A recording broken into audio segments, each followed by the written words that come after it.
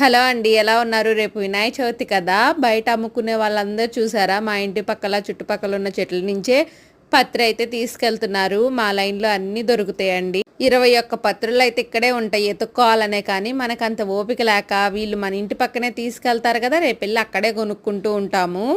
కానీ అలా కొనుక్కోవడం వల్ల వాళ్ళకి హెల్ప్ చేసినట్లుంటుంది. ఇంకా మార్నింగ్ బ్రేక్ఫాస్ట్ కింద దోశలు అయితే వేశాను. మా పాప వెళ్ళిన తర్వాత నేనైతే మంచిగా మసాలా దోశ వేసుకొని తిన్నాను.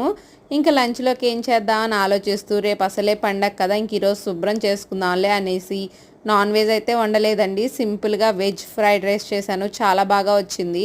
పిల్లలకు కూడా హెల్త్కి చాలా మంచిది. దీంట్లో అయితే బంగాళదుంప, క్యారెట్, బీన్స్ సన్నగా తరిగైతే వేసుకున్నానండి. ముందుగా ఆయిల్లో బంగాళదుంప వేగిన తర్వాత క్యారెట్, బీన్స్ కూడా వేసి మూత పెట్టి మగ్గపెట్టుకోవాలి.